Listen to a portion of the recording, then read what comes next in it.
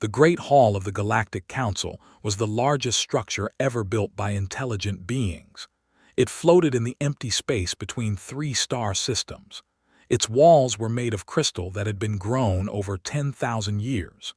Its ceiling showed the light of 1,000,000 distant stars. And on this day, it held the representatives of the 12 most powerful species in the known universe. Ambassador of the Empire sat at the head of the massive circular table. His 4 eyes scanned the room with the calm confidence of a being whose species had ruled the stars for 50,000 years. They were tall and thin, with skin the color of dark blue water. They moved slowly and spoke even more slowly. Time meant nothing to a species that lived for 3,000 years. To his left sat the delegation of the collective. They were small creatures, no taller than a human child, but their minds were connected in a vast network that spanned their entire civilization. When one spoke, it spoke with the knowledge of billions. Their representative, a being known only as Voice of Many, sat perfectly still. Its large black eyes reflected the lights of the Great Hall like 2 dark mirrors. They occupied the next position. They were beings of pure energy, contained within specially designed suits that gave them solid form. Their representative, High Conductor, hummed with barely contained power. They had mastered the manipulation of energy itself. They could destroy planets with a thought. They could also heal the sick and feed the hungry. They chose destruction more often than not. Around the table sat the other great powers, the massive creatures of stone and metal who built things that lasted forever. The beings who communicated only through thought and considered spoken language to be primitive. The warriors whose empire was built on the bones of conquered worlds. And 6 others, each powerful in their own way, each ancient beyond human understanding. At the far end of the table, almost as an afterthought, sat the human delegation. There were 3 of them. A woman with gray hair and sharp eyes named. She was the lead negotiator for the United Earth government. Beside her sat a young man with dark skin and a calm face. His name was David, and he was Earth's military advisor. The third was a woman with red hair and a small smile that never seemed to leave her face. Her name was Sarah Mitchell, and she was Earth's expert on alien psychology. The other species looked at the humans with various expressions. Some showed contempt. Some showed amusement. A few showed something close to pity. The humans had only discovered faster-than-light travel 60 years ago. They had only made contact with the galactic community 40 years ago. In the eyes of the elder species, they were children playing at being adults. Ambassador spoke first. His voice was deep and slow, like the movement of glaciers. "We have gathered here to discuss the integration of the human species into the Galactic Accord," he said. "This is a matter of great importance. The terms of this integration will determine the relationship between humanity and the rest of the civilized galaxy for the next 10,000 years." Leaned forward slightly. "We appreciate the opportunity to join the Accord," she said.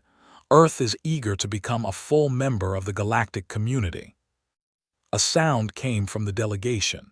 It might have been laughter, though it was hard to tell with beings that shared one mind. "Full member," Voice of Many repeated. "The human speaks of full membership as if it were something within reach. This is amusing. Full membership requires certain qualifications: technological advancement, cultural stability, military capability. Humanity has none of these things." His expression did not change. "We may be young compared to your species," she said, "but we have made remarkable progress in a very short time. 60 years ago, we could not leave our own planet. Now we have colonies in 3 star systems. We have developed technologies that even older species have found interesting." "Interesting is not the same as valuable," High Conductor said. His voice crackled with energy. "Your species has created a few clever toys.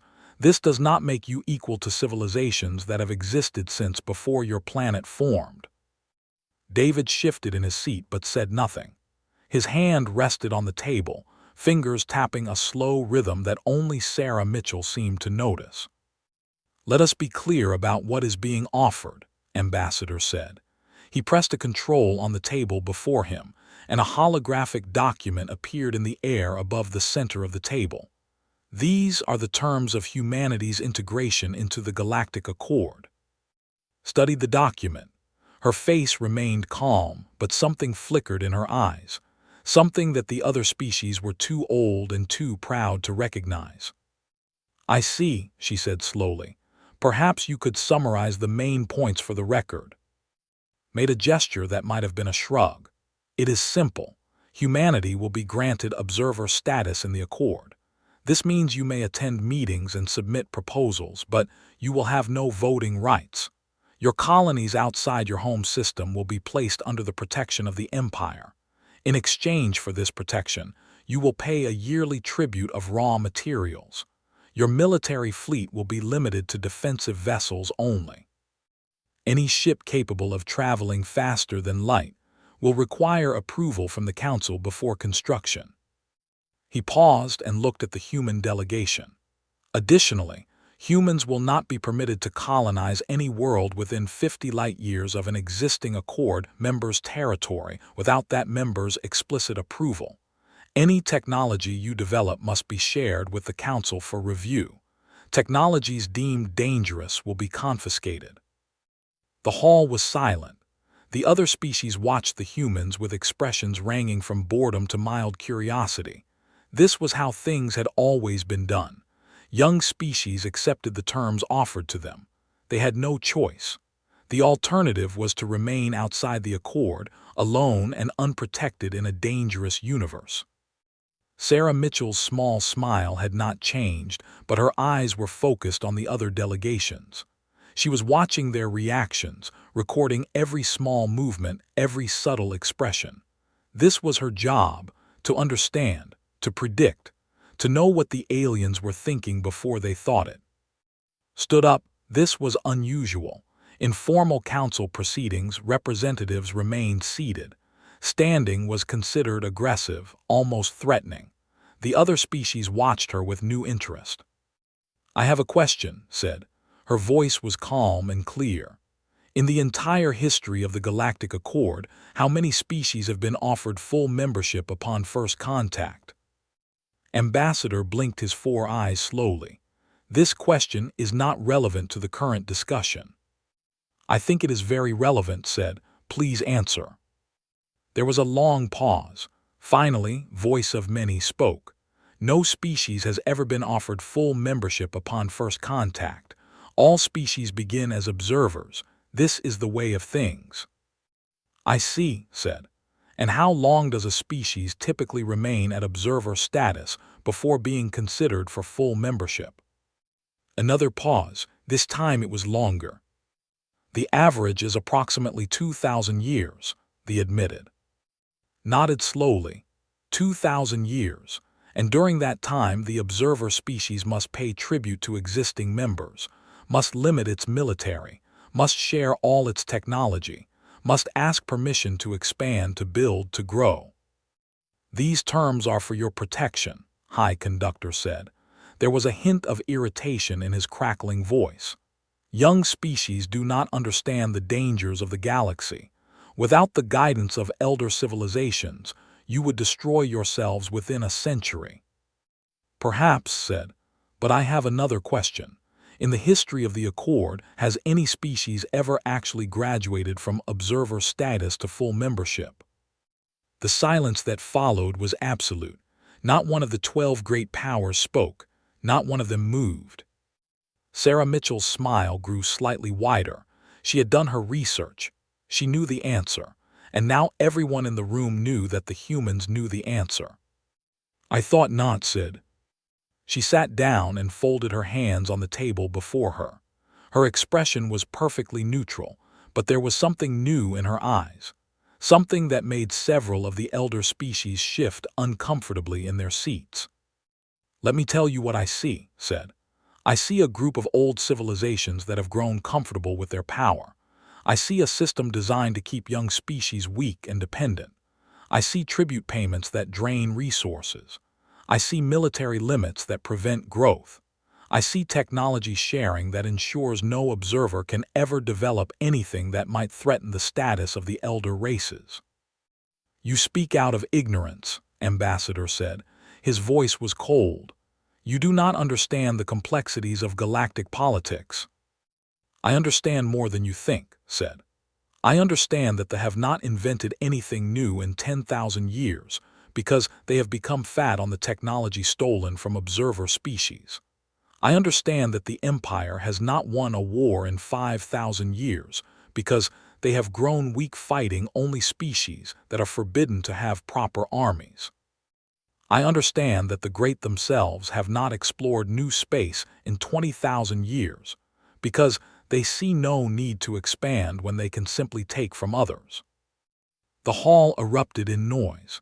Several species spoke at once, their voices overlapping in a chaos of outrage and disbelief. No one had ever spoken to the council this way. No observer species had ever dared. Ambassador raised one thin hand, and the noise died away. You are young, he said. His voice was still calm, but there was an edge to it now. You do not know what you are saying. You do not know what you risk. We know exactly what we risk, David spoke for the first time. His voice was quiet but carried easily through the great hall. We have studied your history. We have studied your wars. We know what happens to species that refuse the accord. We know about the who were wiped out for declining observer status. We know about the whose was sterilized for attempting to build unauthorized warships. He looked around the table, meeting the eyes of each delegation in turn. We know that you will threaten us, he continued. We know that you may attack us. We know that by our own estimation, we have perhaps a 30% chance of surviving as a species if we reject your terms. Ambassador nodded slowly. Then you understand your position. You understand that acceptance is your only rational choice. No, David said. We understand that acceptance means slow death instead of quick death. We understand that in 2,000 years of observer status, we would become dependent on your protection, addicted to your technology, unable to survive without your approval. We would become slaves wearing the disguise of allies. He leaned forward, and his eyes were hard as stone. We would rather die free than live as what you would make us. The hall fell silent again. This time, the silence had a different quality. It was the silence of beings who had just heard something they did not understand. Stood once more. She straightened her jacket, adjusted her collar, and looked at each of the 12 great powers in turn. Earth formally declines the offer of observer status in the Galactic Accord, she said. Her voice rang through the crystal hall like a bell. We will not pay tribute. We will not limit our military. We will not share our technology. We will not ask permission to live and grow as we see fit. This is madness, Voice of Many said. You are signing the death warrant of your entire species. Perhaps, said, but that is our choice to make, not yours. She gathered her documents and placed them in her bag. David and Sarah rose as well, moving with the kind of calm that comes from having accepted whatever consequences might follow. We will leave now, said. If you decide to destroy us, we will resist. If you decide to leave us alone, we will continue our development in peace. Either way, we will do so as free beings, not as subjects. She turned toward the door of the great hall. Wait, Ambassador said.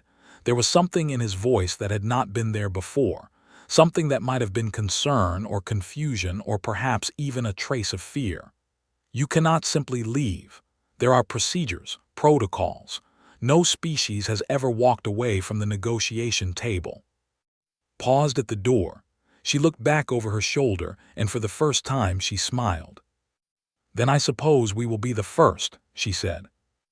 And with that, the 3 humans walked out of the great hall, leaving the 12 most powerful species in the universe sitting in stunned silence. For a long moment, no one moved. Then High Conductor spoke, his voice crackling with barely contained energy. Should we stop them? Should we destroy their ship before it can return to there? Ambassador did not answer immediately. He was staring at the door through which the humans had departed. His 4 eyes were narrowed in thought. "No," he said finally. "Not yet. Let them go. Let them return to their planet and tell their people what they have done. Let them experience the consequences of their arrogance." "And then," Voice of Many asked. "And then we will decide what to do with them," said. "They are a young species.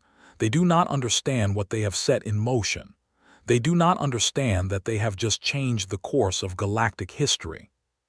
He turned to face the other delegations, and for the first time in thousands of years, the great ambassador of the Empire looked uncertain.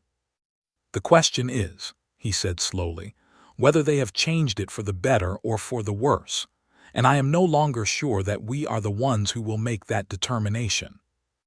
Outside the great hall, in the cold emptiness of space, the human ship was already accelerating toward home.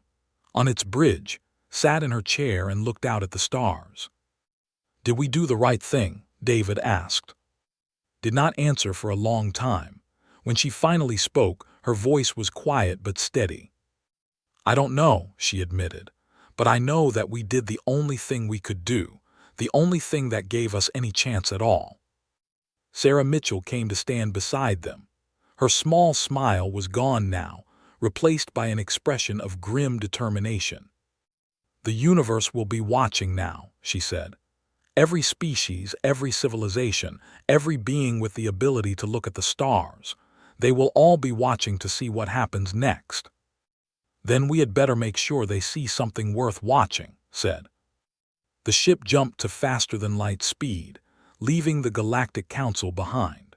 And in the great crystal hall, the 12 ancient powers began to argue about what they had just witnessed, not knowing that the small, young, fragile species they had tried to make their subjects had just fired the first shot in a war that would reshape the entire galaxy.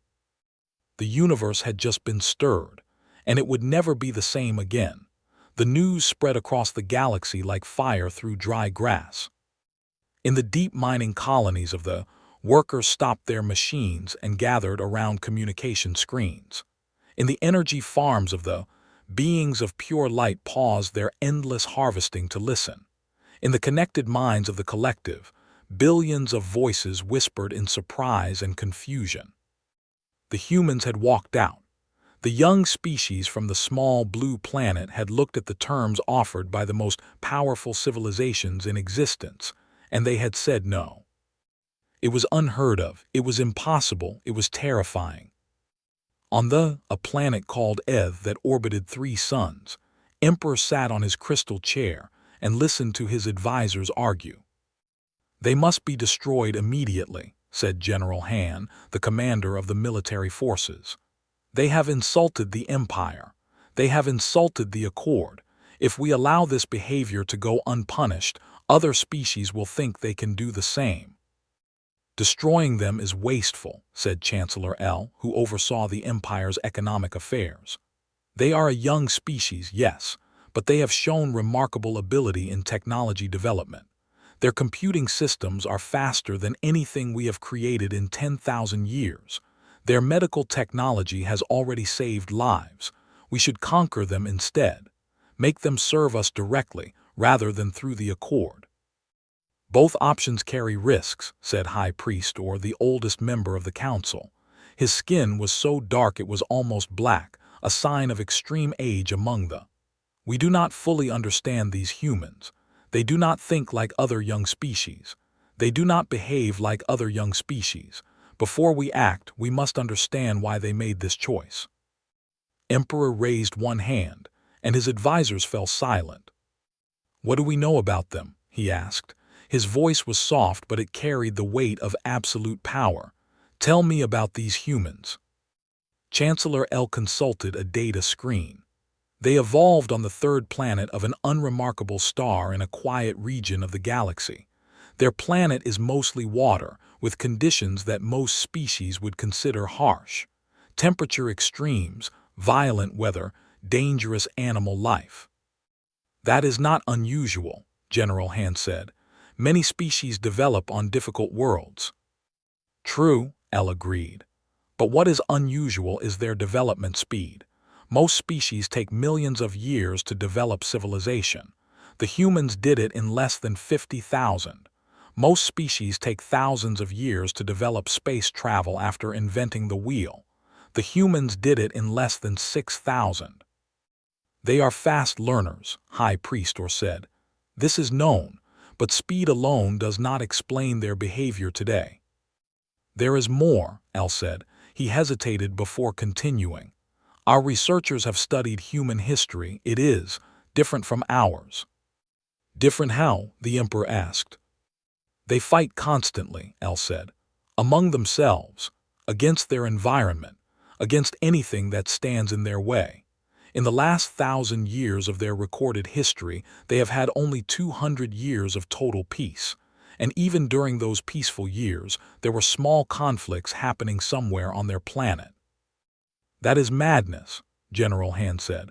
A species that fights itself constantly should destroy itself long before reaching space. And yet they did not, High Priest said. His old eyes were thoughtful. They fought themselves and they survived. They conquered their planet and they grew stronger. Each war taught them new things. Each conflict pushed them to develop new technologies. They are dangerous, General Han said. More dangerous than we realized. We should have destroyed them when we first discovered them. Perhaps, Emperor said, but we did not, and now we must decide what to do.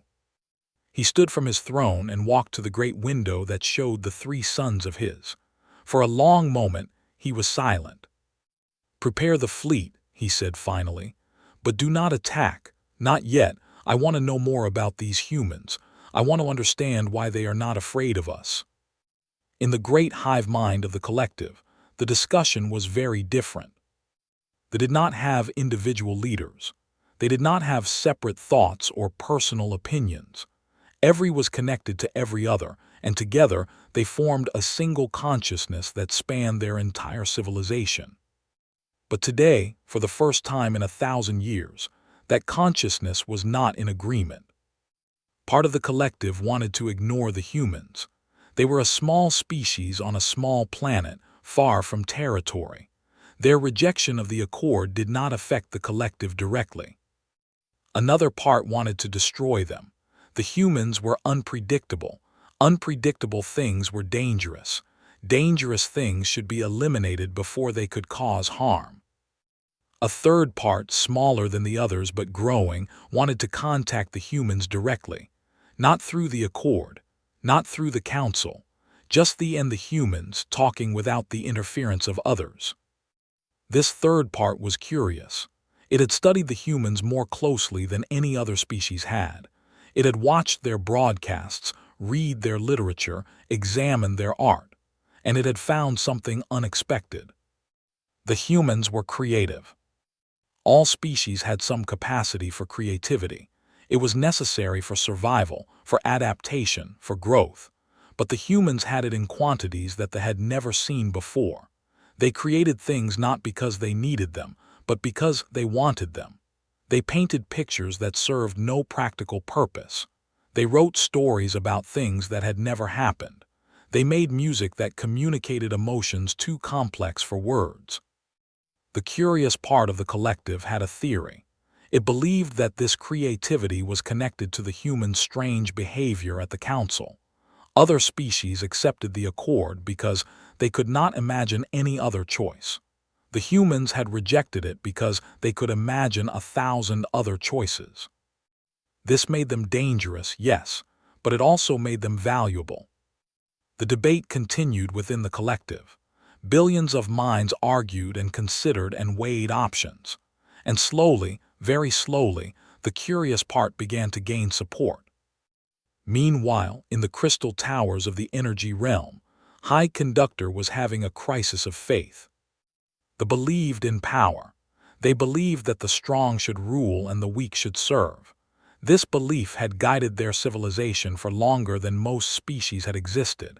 It was simple, clean, and effective. But the humans had challenged this belief. They were weak. By any measure of military power, they were among the weakest species in the galaxy.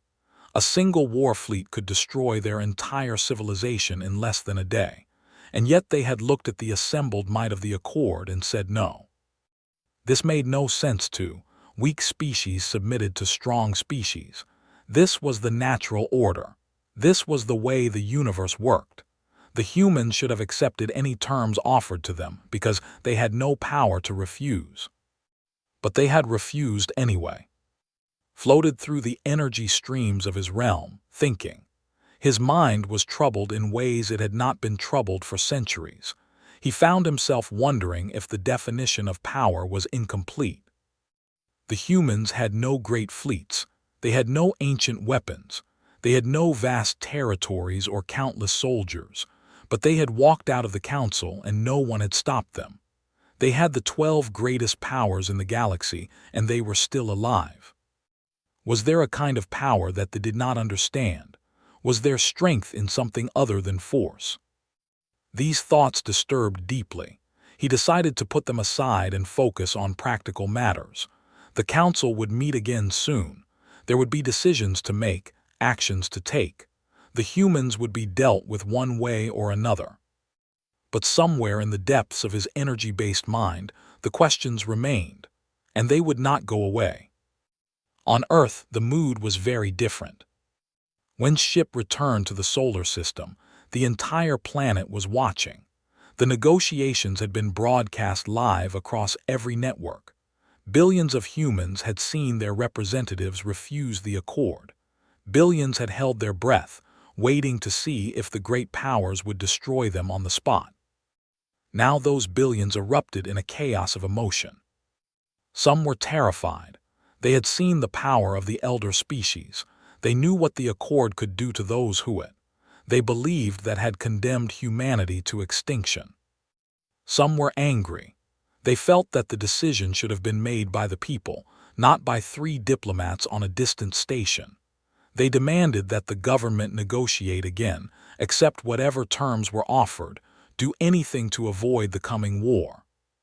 But many were proud. These were the ones who gathered in the streets of every city, waving flags and singing songs. They had watched their species stand up to the greatest powers in existence. They had seen tell the ancient rulers of the galaxy that humanity would rather die than be slaves. For the first time in decades, humans felt united. The old divisions of nation and culture seemed small compared to the choice they now faced together. Whatever came next, they would face it as one species. Did not join the celebrations. She went directly from her ship to a secure facility beneath the government headquarters in New Geneva. There, she met with the leaders of the United Earth government. President Williams was a tall man with gray hair and tired eyes. He had held his office for 6 years, longer than any president before him. The weight of those years showed in his face as he looked at his chief negotiator. "Tell me honestly," he said, "did we make the right choice?"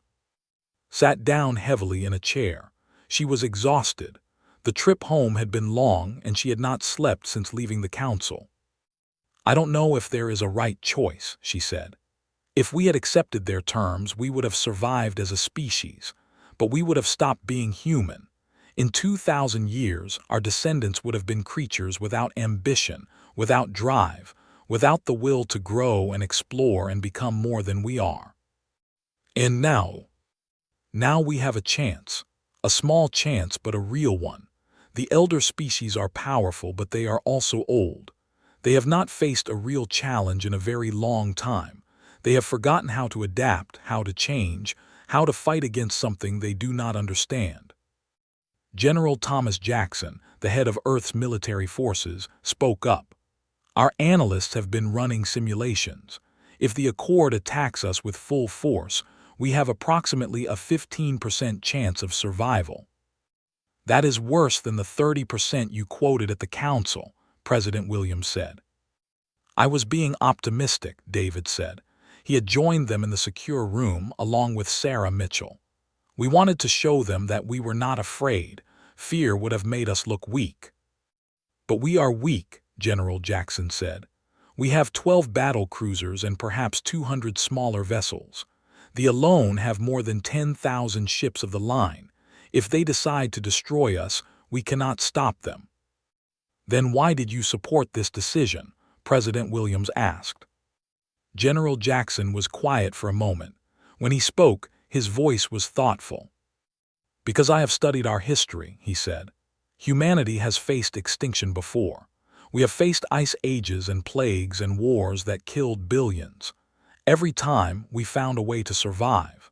Not through strength alone, but through creativity, through adaptation, through our refusal to give up even when giving up seemed like the only option." He looked at the others around the table. The elder species have never faced extinction. They have never been pushed to the edge and forced to fight for survival. They do not know what we know. They do not understand what we are capable of when our backs are against the wall. "So we bet everything on human stubbornness," President Williams said. "We bet everything on human nature," corrected. "On the same nature that took us from caves to the stars in 50,000 years. On the same nature that built civilizations and tore them down and built them again, each time better than before." She stood and walked to a window that showed the night sky over New Geneva. "The elder species are right to be afraid of us," she said. "Not because we are strong, but because we are different. We think differently. We dream differently. We refuse to accept limits that other species take for granted." She turned back to face them. "They gave us a choice between slavery and death. We chose neither. We chose to forge our own path, whatever the cost, and that is something they have never seen before, something they do not know how to fight." President Williams nodded slowly. "Then we had better start preparing. If war is coming, we need to be ready." "War may not come," Sarah Mitchell said. Everyone looked at her in surprise. She had been quiet throughout the meeting, her small smile absent from her face. "Explain," the president said. Sarah stood and activated a holographic display. It showed a map of the galaxy, with the territories of the various species marked in different colors. "The Accord is not as unified as it appears," she said. "The 12 great powers have different interests, different goals, different fears. Some want to destroy us. Some want to conquer us. Some want to study us. And some, I believe, are secretly glad we walked away." She pointed to several regions on the map. "These are the territories of younger species, species who joined the Accord centuries or ago, species who are still paying tribute, still limited in their military, still waiting for a promotion that will never come. For them, our rejection of the Accord is not a threat. It is a hope." "You think they might support us?" General Jackson asked. "I think they might not actively oppose us," Sarah said. "And in a conflict with the elder species, that could make all the difference." The meeting continued for several more hours. Plans were made, resources were allocated, and messages were sent to Earth's colonies and other star systems. The human species was preparing for whatever came next. But in the back of everyone's mind was a single question. Had they made the right choice, or had they just sentenced their species to destruction? Only time would tell. And across the galaxy, in crystal halls and energy realms and connected hive minds, the elder species were watching. They had ruled the stars for longer than humanity had existed. They had destroyed countless civilizations that dared to challenge them. But something was different this time. Something had changed. The universe felt unstable in a way it had not felt for. The humans had walked away from the table of negotiation. And the universe would never be the same. 3 months passed after the humans walked away from the negotiation table. 3 months in which the galaxy held its breath, waiting for the war that everyone expected. But the war did not come. The elder species argued endlessly about what to do. They wanted to make an example of humanity, but they wanted others to share the cost and the blame. They had the power to destroy Earth in a matter of hours, but they could not decide if it was worth the energy expenditure. They were eager to fight, but their military had grown soft after without a real enemy, and their generals secretly worried about what might happen if the humans proved harder to defeat than expected. And while the great powers argued, something else was happening, something that would change everything. On the distant world of Prime, a planet that belonged to a species called a rebellion was beginning. They were a middle-aged species by galactic standards. They had joined the Accord 5,000 years ago, when their civilization was young and their military was weak. They had paid their tribute faithfully for 5. They had limited their fleet as required. They had shared their technology as demanded. And in all that time, they had never advanced beyond observer status. Now, inspired by the humans, they were asking questions that they had never dared to ask before. Governor stood before the Planetary Council, his three-fingered hands trembling slightly as he spoke. "We have been loyal servants of the Accord for 5,000 years, he said. "We have done everything asked of us. We have followed every rule, obeyed every order, accepted every humiliation. And what has it gained us?" The council chamber was silent. This was dangerous talk. Speaking against the Accord was punishable by death. "I will tell you what it has gained us," continued. "Nothing. We are no closer to full membership now than we were when our ancestors first signed the treaty. Our children and our children's children will live and die as observers, paying tribute to species who have forgotten what it means to struggle, to grow, to earn their place in the universe."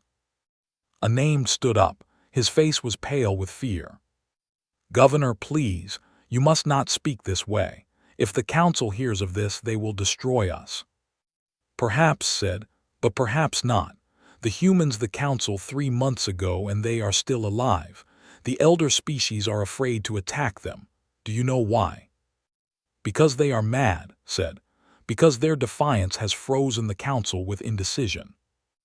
"Because the elder species have forgotten how to take risks," said. "They have ruled for so long that they have forgotten what it feels like to face an uncertain outcome.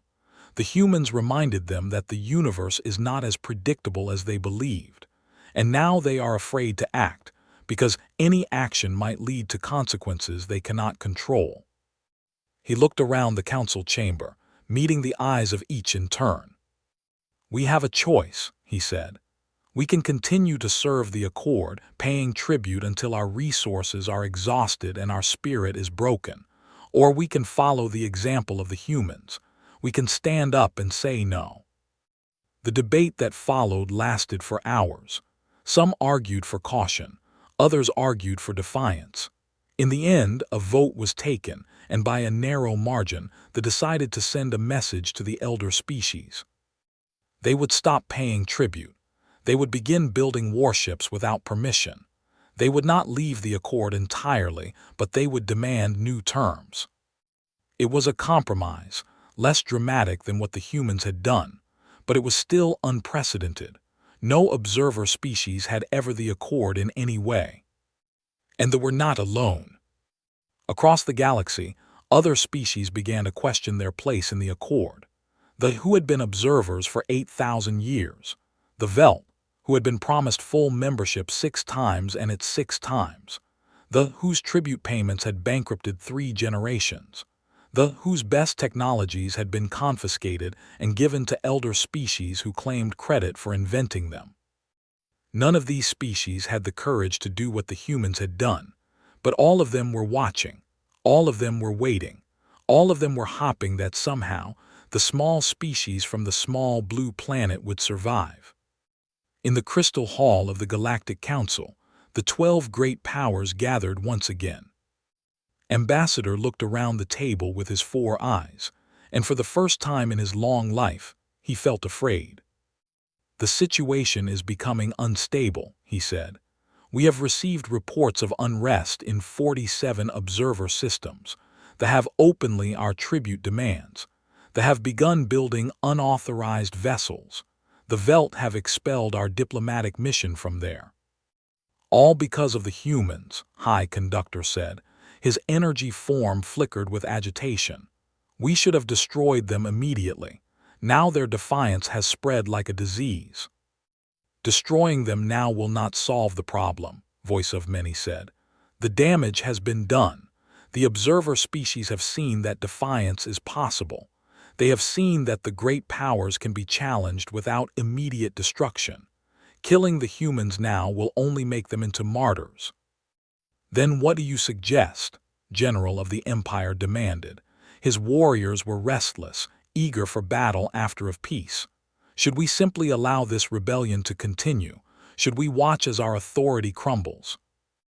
We must make an example, said High Architect of the. His stone body ground against itself as he spoke. Not of the humans, but of the lesser rebellions. We must destroy the, crush the, scatter the veldt to the cosmic winds. We must show all species that defiance leads to death. That will require resources, Ambassador said. Ships, soldiers, supplies.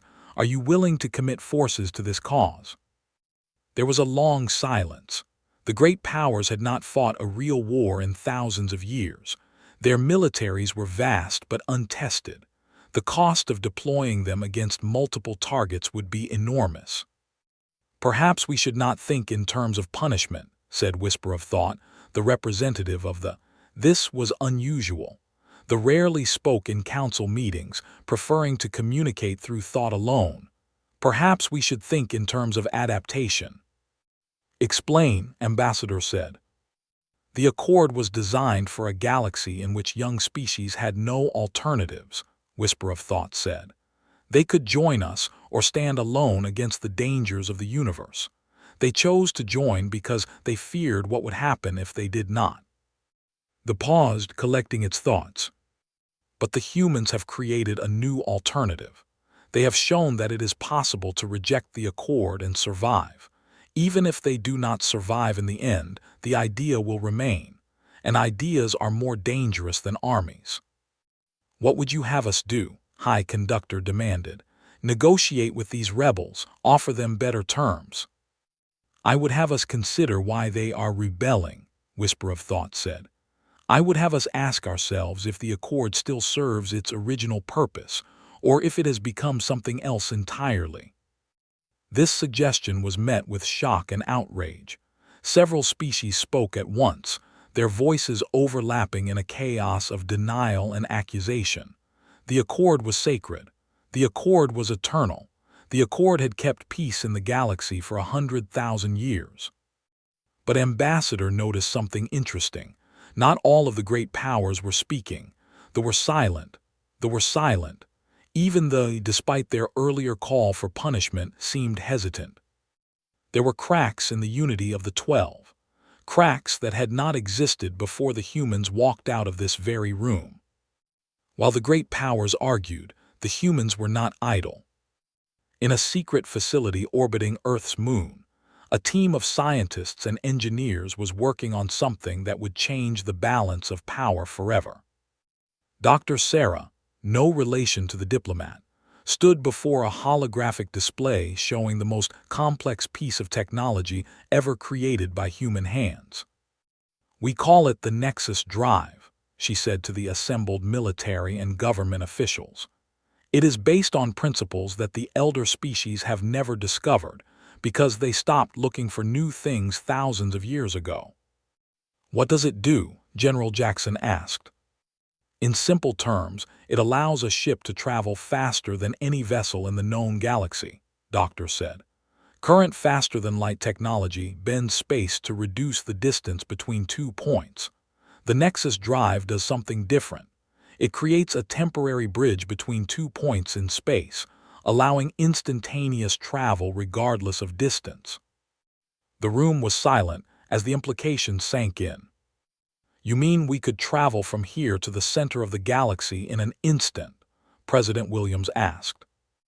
In theory, yes, Doctor said. In practice, there are limitations. The drive requires enormous amounts of energy to create large bridges. We can currently manage jumps of approximately 100 light-years with the energy output of a small star. That is still far beyond anything the elder species possess, General Jackson said. His eyes were bright with hope. With this technology, we could outrun any pursuit, strike any target, escape any trap. There is more, Doctor said. The drive also has military applications. The bridge it creates is a two-way connection. If we can stabilize it long enough, we can use it to transport weapons and troops. We could bypass enemy fleets entirely and strike directly at their. President William stood up slowly. His face was a mixture of hope and fear. How long until this technology is ready for deployment? The first prototype will be ready in 6 months, Doctor said. Full production capacity within 2 years. 6 months, 2 years. The humans had survived 3 months since the council meeting. They needed to survive much longer. But for the first time, they had a real chance. Far away, in a region of space that no other species had ever visited, something ancient was stirring. The being had no name that any living creature would recognize. It had existed since before the first stars formed, when the universe was young and full of chaos. It had watched the rise and fall of countless civilizations. It had seen empires born and destroyed, species evolve and go extinct, galaxies collide and merge. It had slept for 100 million years, dreaming dreams too vast for any ordinary mind to comprehend. But now something had disturbed its slumber. Something had sent ripples through the fabric of spacetime itself. The being opened its awareness and looked out at the galaxy. It saw the 12 great powers, ancient and proud and stagnant. It saw the observer species, trapped in cycles of tribute and submission. It saw the small rebellions beginning to flare, like sparks in dry grass. And it saw the humans. The being studied them with curiosity. They were such a young species, barely a heartbeat old by cosmic standards. Their civilization was primitive, their technology simple, their understanding of the universe limited. But there was something about them, something that the being had not seen in a very long time. They burned with a fire that most species lost long before reaching the stars. They refused to accept limits that other creatures took for granted. They dreamed of things that had never existed and then made those dreams real. The being remembered other species like this, species that had changed the galaxy, for better or for worse. Most of them had destroyed themselves before reaching their potential, but some had survived. Some had become something greater than anyone could have imagined. Perhaps these humans would destroy themselves as so many others had. Perhaps they would be crushed by the elder species who feared their potential. Perhaps they would fade into obscurity, their moment of defiance forgotten in the endless flow of cosmic time. Or perhaps not. The being decided to watch more closely. It had time. It had nothing but time. And after 100 million years of sleep, it was curious to see what would happen next. Back on Earth, stood on the balcony of her apartment and looked up at the stars. She had become a symbol of human defiance, famous across the planet and beyond. But she did not feel like a hero. She felt like someone who had thrown a stone at a giant and was waiting to see if the giant would notice. Her communicator buzzed. She looked at the message and felt her heart skip a beat. It was from a source she did not recognize, transmitted through channels that should have been impossible to access. The message was simple. The collective wishes to speak with you. Alone, without the knowledge of the council, we have much to discuss. Stared at the message for a long time. The universe was stirring. Things were changing faster than anyone had expected. And in the midst of it all, humanity was at the center, small and fragile and determined. She typed a response, where and when. The answer came immediately. A location will be provided. Be ready to travel. This conversation will change everything.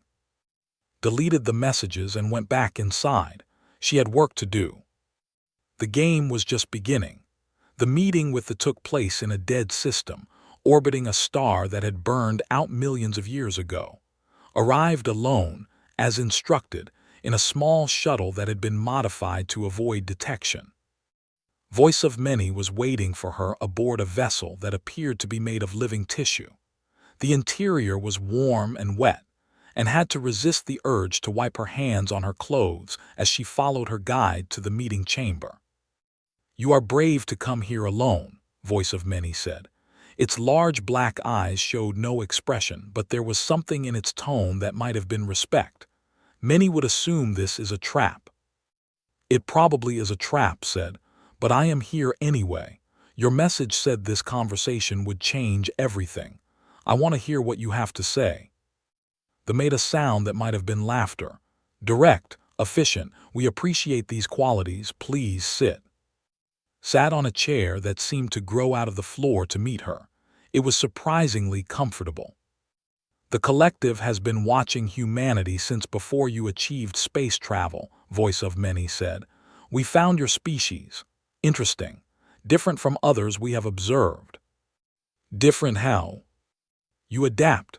Other species develop along predictable paths. They discover fire, then agriculture, then industry, then space travel, following the same pattern that all civilizations follow. But humans do not follow patterns.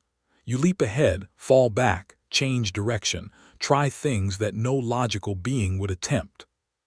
Voice of Many moved closer, its body flowing like water. "When your ancestors were still using stone tools, you had developed art and music and storytelling.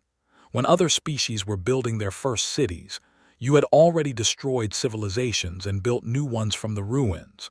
You are chaos given form, and chaos is something the galaxy has not seen in a very long time. Considered this. Is that why you contacted me? Because we are chaotic?" "We contacted you because we believe you might survive," Voice of Many said. "And if you survive, you will change everything." "The Council wants us destroyed." "The Council cannot agree on anything," Voice of Many said. "They want to make an example of you. They want to study you. They want to fight you.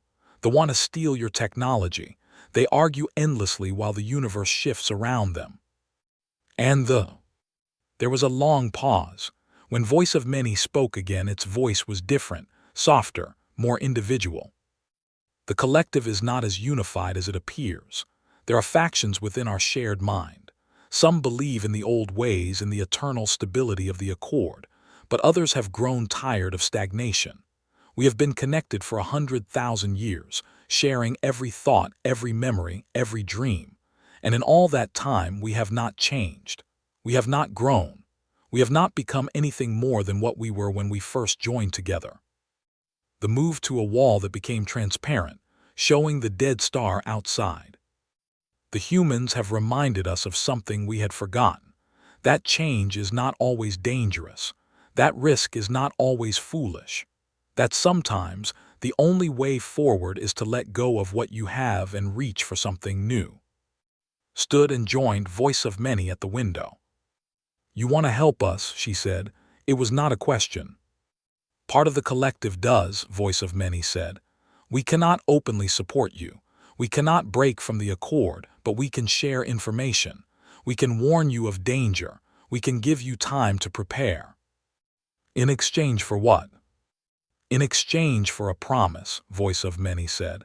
"If you survive, if you grow strong, if you change the galaxy as we believe you will not become what the elder species have become. You will not grow old and stagnant and afraid. You will keep the fire that makes you different." Was quiet for a long moment. "That is a strange request," she said finally. "You want us to promise to stay human." "We want you to promise to keep being chaos," Voice of Many said. "To keep challenging, questioning, growing, changing. To never accept that things must be the way they are simply because that is how they have always been." Extended her hand. It was a human gesture, but Voice of Many seemed to understand its meaning. A tendril of flesh extended from the body and wrapped gently around fingers. "You have a deal," said. The journey home was long but did not sleep. She studied the data that they had given her.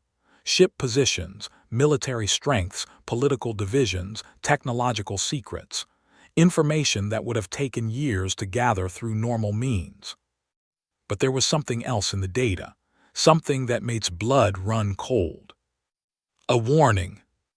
They had discovered something in a distant region of space, something ancient and powerful, something that had been sleeping for 100 million years. And it was waking up.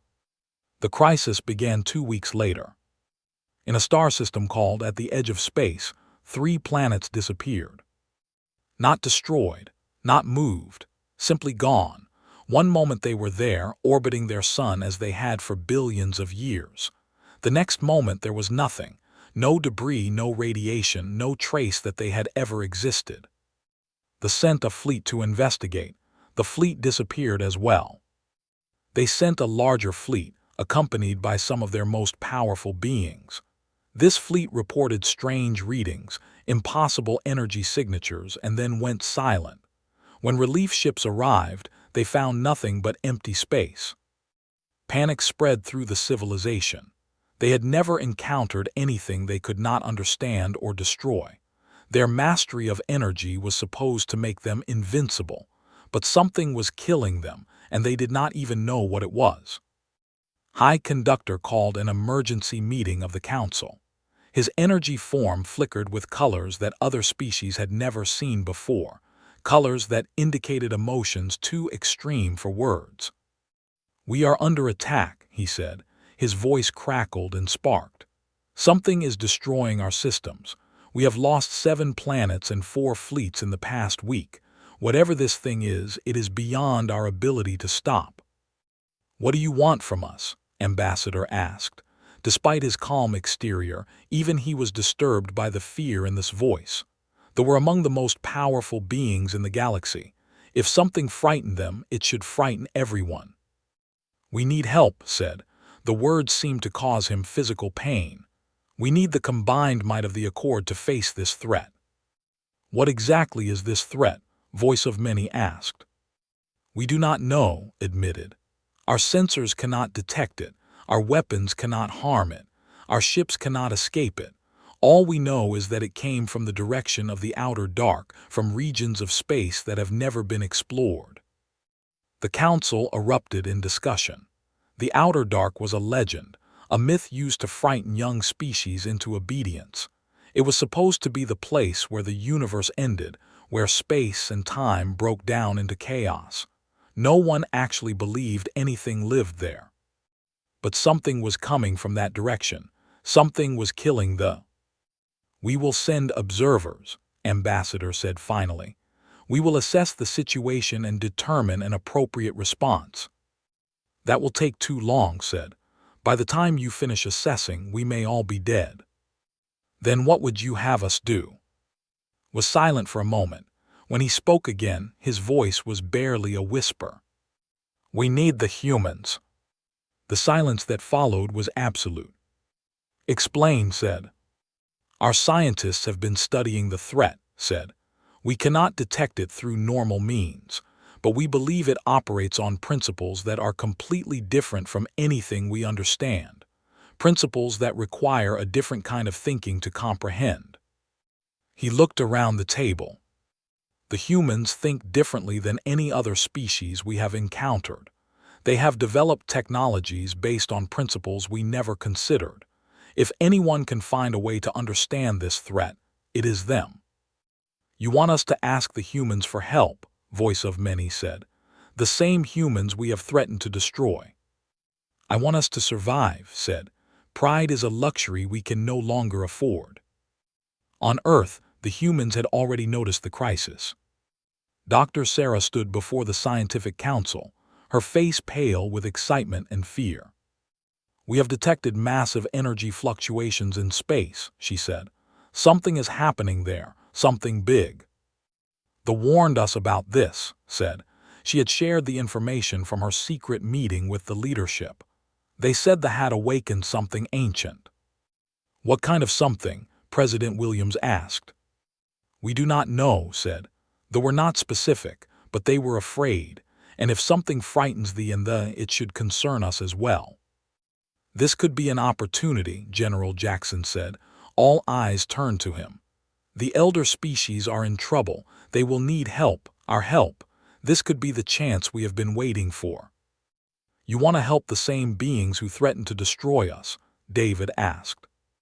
"I want to survive," General Jackson said. "And right now, the best way to survive is to make ourselves valuable. If we can help solve this crisis, we will have leverage. Leverage we desperately need." The debate continued for hours. Some argued that humanity should stay out of the conflict and let the elder species handle their own problems. Others argued that anything threatening them might eventually threaten Earth. In the end, President Williams made the decision. "We will offer assistance," he said, "but on our terms. We will not beg for acceptance. We will present ourselves as partners, not servants." Was chosen to carry the message. She traveled back to the Crystal Hall of the Galactic Council, the same hall from which she had walked out months before. The reception was very different this time. The 12 great powers watched her enter with a mixture of hope and resentment. They needed her. They hated needing her. It was written on every face, visible in every gesture. Ambassador spoke first. "The Council has been informed of your offer," he said. His voice was stiff and formal. "We are grateful for humanity's willingness to assist in this crisis." "We are not here out of gratitude for the Council," said. Her voice was calm and clear. "We are here because the threat affects all species in the galaxy, including our own. Our assistance is offered freely, without conditions." She paused, letting the words sink in. "However, we expect certain things in return. Not tribute, not submission, simply recognition. Recognition that humanity has a place in this galaxy. Recognition that we have something to contribute. Recognition that we deserve to be treated as equals." "That is a significant request," said. "It is a simple request," said, "and given the circumstances, I believe it is reasonable." The Council debated among themselves, waited patiently. She had learned from her previous visit. The elder species were slow. They had to be allowed to reach their own conclusions. Finally, High Conductor spoke. "On behalf of we accept humanity's terms," he said. "We will recognize humanity as equal partners in addressing this crisis. When the threat is resolved, we will discuss humanity's permanent status in the Accord." It was not everything it hoped for, but it was a beginning. "Then we have work to do," she said. "Tell us everything you know about this threat, and we will tell you what we have discovered." The next few weeks were a blur of activity. Human scientists worked alongside researchers, sharing data and theories. Human ships traveled to the edge of space, equipped with sensors and weapons that the elder species had never seen. And slowly, piece by piece, they began to understand what they were facing. The threat was not a species. It was not a weapon. It was something far stranger and more terrible. It was the universe itself, reacting to the stagnation of intelligent life. Dr. Sarah explained it to the Council in terms they could understand. "The universe is alive," she said. "Not in the way we are alive, but alive nonetheless. It grows, it changes, it evolves, and it has rules. One of those rules is that intelligent life must continue to grow and change as well. When civilizations become stagnant, when they stop exploring and discovering and creating, the universe corrects itself." "That is impossible," Ambassador said. "The universe is matter and energy, nothing more." "The universe is far more complex than we ever imagined," Sarah said. "The humans have been developing new theories about the nature of reality, theories that explain phenomena that current science cannot. And according to those theories, the universe has a purpose, a direction, and that direction does not include civilizations that have stopped moving forward." "Are you saying that we caused this?" asked. His energy form was dim, depleted by the stress of the past weeks. "I am saying that the stagnation of the elder species created conditions that allowed this threat to emerge," Sarah said. "For 100,000 years, the Accord has maintained stability, but stability became stagnation. Growth stopped, innovation ceased, and the universe noticed." "Then what do we do?" Voice of Many asked. "How do we stop something that is part of the universe itself?" Sarah nodded. We start changing, Sarah said. We start growing again.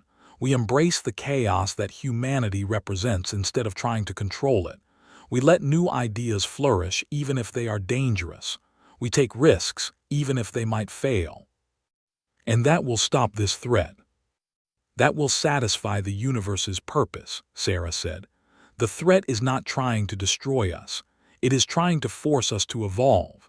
If we evolve on our own, the threat will have no reason to continue. The council was silent. For beings who had existed for tens of thousands of years, the idea of change was terrifying. They had built their civilizations on stability, on predictability, on the certainty that tomorrow would be like today. But the alternative was extinction.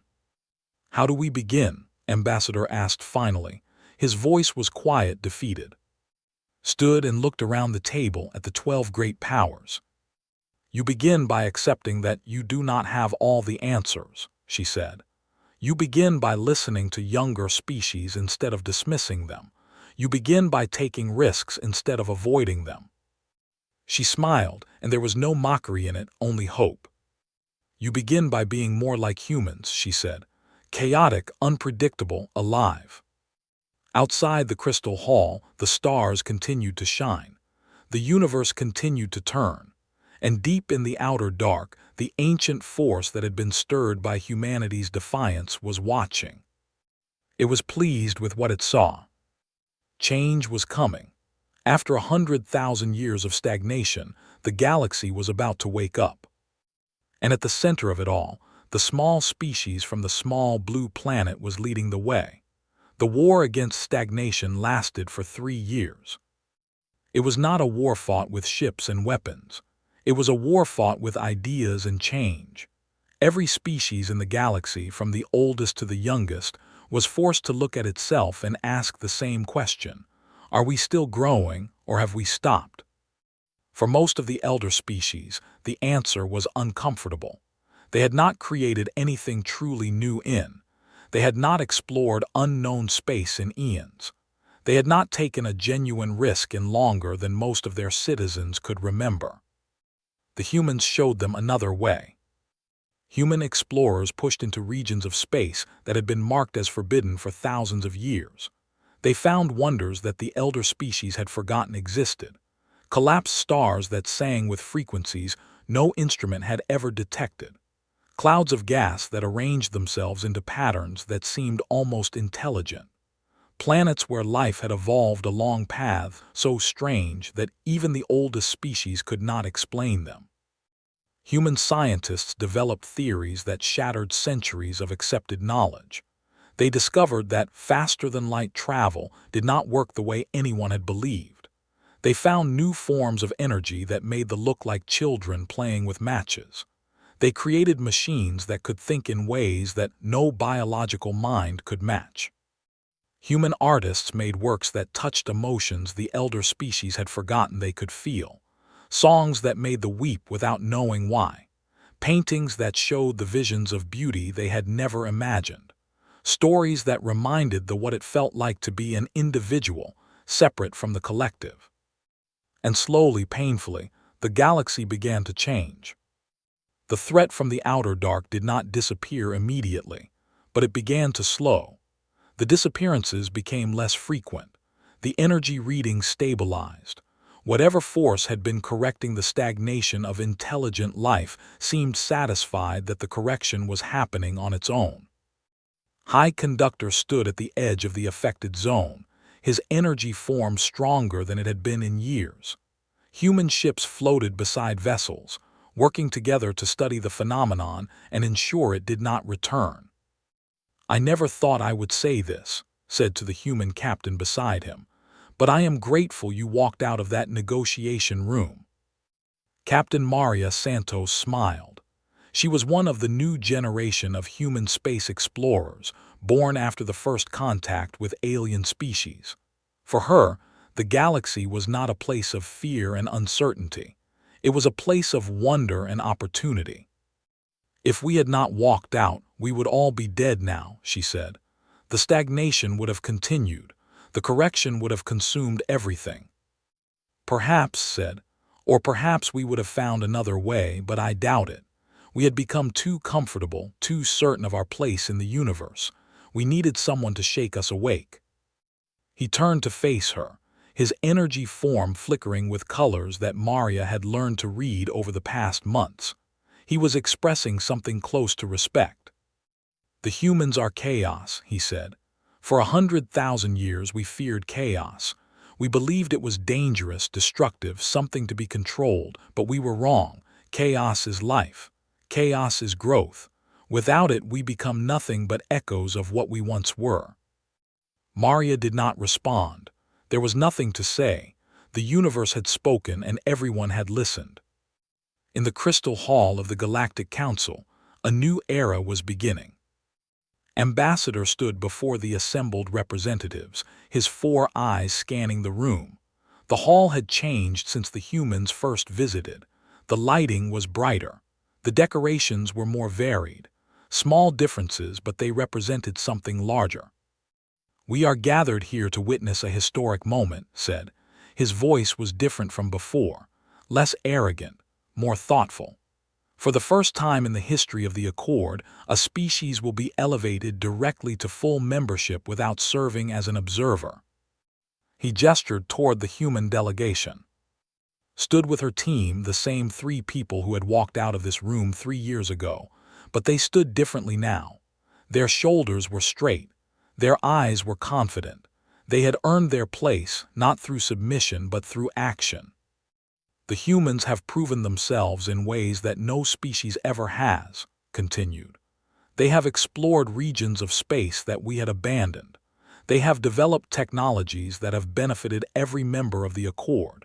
They have shown us that change is not something to fear, but something to embrace." He paused, and when he spoke again, there was something new in his voice, something that sounded almost like humility. "But more than that, they have saved us. Not through military might or economic power, but through their very nature. They reminded us of what we had forgotten, that the universe rewards those who grow and punishes those who stand still." He turned to face directly. "On behalf of the Galactic Accord, I offer humanity full membership, with all the rights and responsibilities that entails. Will you accept?" Stepped forward. The room was silent, every being watching her with a mixture of anticipation and anxiety.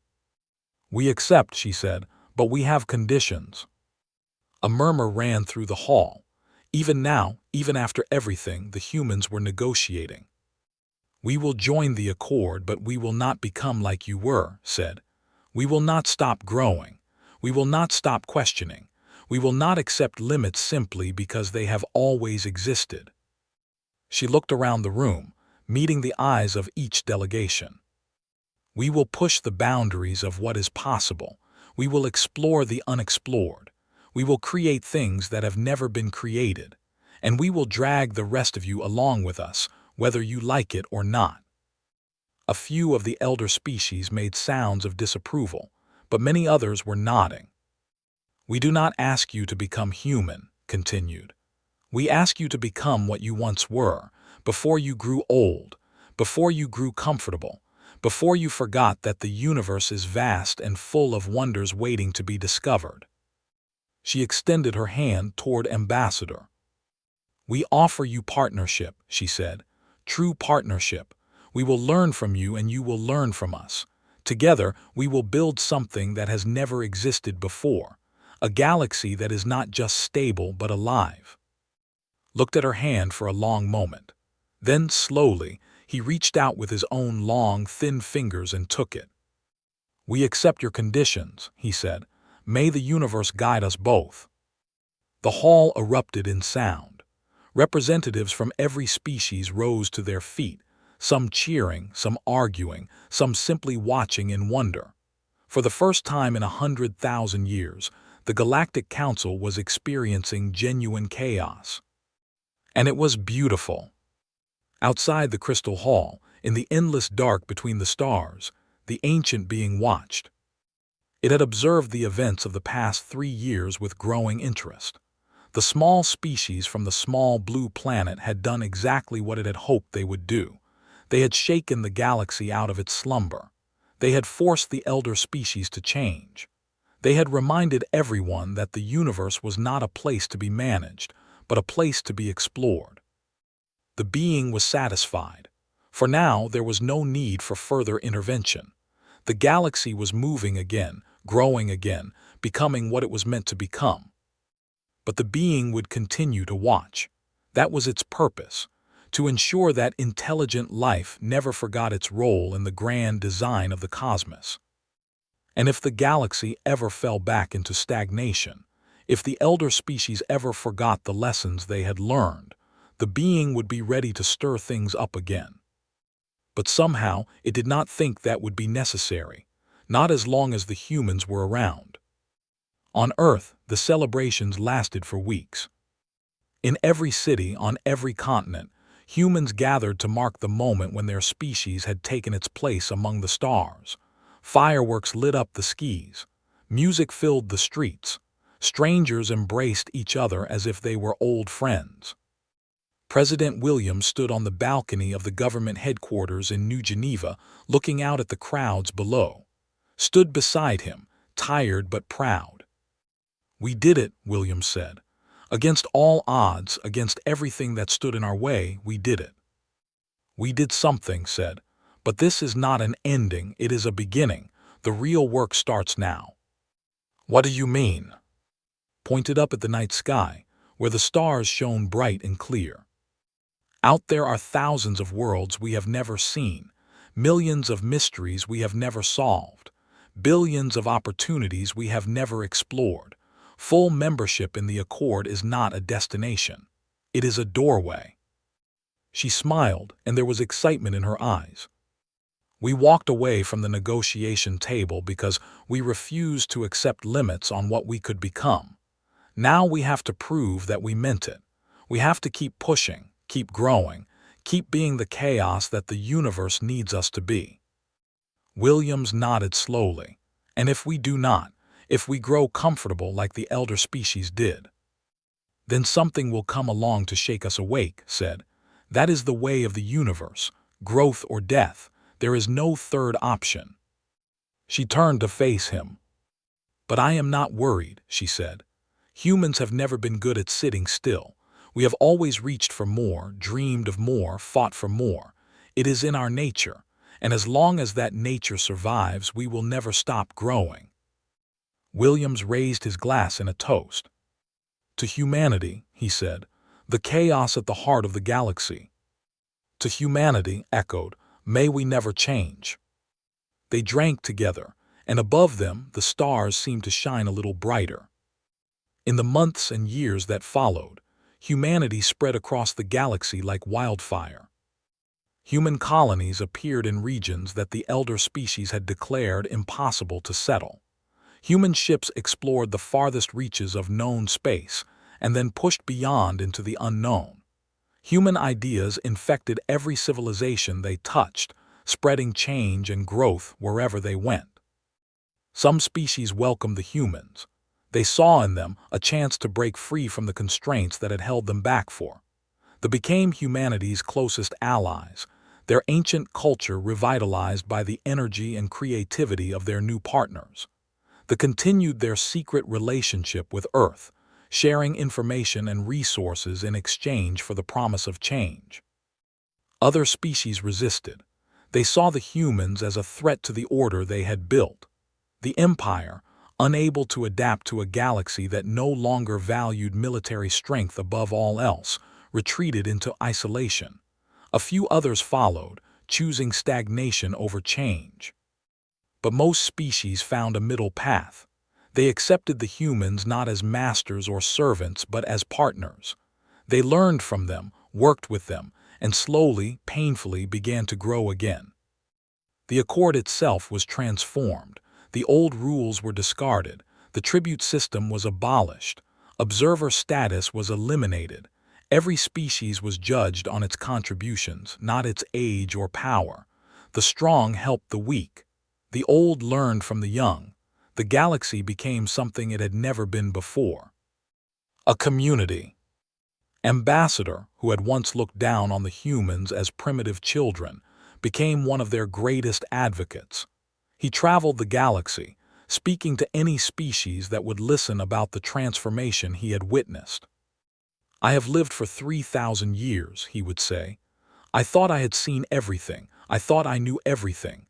I was wrong. The humans showed me that wisdom is not about knowing. It is about learning, and learning never stops." He would pause, his four eyes distant with memory. "They walked away from our negotiation table, and the universe was stirred. They refused to accept the limits we tried to place on them, and they changed everything. Not through force or wealth or ancient knowledge, but through their very nature, through their refusal to stop growing." He would lean forward, his voice dropping to a whisper. "That is the lesson they taught us. That is the gift they gave us. The universe is not a place to be conquered or controlled. It is a place to be explored, to be discovered, to be loved. And as long as we remember that, we will never fall into stagnation again." 50 years after the humans walked out of the Galactic Council, stood on the bridge of the first ship to travel beyond the boundaries of the known universe. She was old now, her hair white and her face lined with years. But her eyes were still sharp, still burning with the same fire that had carried her through the negotiations so long ago. "Ready to make history again?" Captain Santos asked. She had aged well, her dark hair now streaked with gray, her command presence stronger than ever. "I have been ready my whole life," said. The ship was called the New Horizon. It was equipped with technology that would have seemed like magic to the beings who had dismissed humanity as a young and primitive species. The Nexus drive that Doctor had invented had been refined and improved over the decades. Now it could reach distances that no one had thought possible. Beyond the edge of the known universe lay the outer dark, the place where the ancient beings slumbered. No one knew what they would find there. No one knew if they would return. But that had never stopped humanity before. "Initiate the drive," Captain Santos ordered. The ship hummed with power. Outside the windows, the stars began to stretch and blur. "You know," said, "when I walked out of that negotiation room, I had no idea where it would lead. I just knew that I could not accept what they were offering. I could not let humanity become something small and limited." She smiled at the distorted stars. "I think that is what makes us human. We do not know where we are going. We do not know what we will find, but we go anyway, because the journey is the point. The growth is the point. The becoming is the point." The drive activated fully, and the ship leaped into the unknown. In the crystal hall of the Galactic Council, a new ambassador from Earth was being welcomed. She was young, barely 30 years old, but she carried herself with the confidence of someone who knew her place in the universe. "We are honored to receive you," Voice of Many said. They were no longer the silent observers they had once been. They had embraced change more fully than almost any other species, allowing diversity of thought within the collective for the first time in their history. "The honor is mine," the ambassador said. "My name is Hope. I am great-granddaughter." The hall fell silent. Had become a legend, the woman who had walked away from the negotiation table and changed the galaxy. Her descendants were treated with respect wherever they went. "We have heard that your great-grandmother has traveled beyond the edge of the known universe," Ambassador said. His voice was old now, weak, but his four eyes were still sharp. "She has," Hope said. "We do not know if she will return, but that does not matter. She has spent her entire life pushing boundaries. It is only fitting that her final journey should be the greatest one of all." "And you," asked, "will you continue her work?" Hope smiled. It was a smile that all the elder species had learned to recognize over the past 50 years. A human smile, full of confidence and curiosity and the absolute certainty that whatever came next would be interesting. "That is what humans do," she said. "We push, we grow, we become, and we never ever stop." She looked around the hall at the representatives of 100 different species, each one changed by the events that her great-grandmother had set in motion. The day humans left at the table of negotiation, the universe was stirred, she said. But that was just the beginning. The universe is still being stirred, and as long as humanity exists, it always will be. Outside the crystal hall, the stars shone bright. The galaxy turned slowly, full of life and growth and change. And somewhere in the darkness between the stars, the ancient being watched and smiled. The humans had kept their promise. The chaos would never end. And the universe was grateful.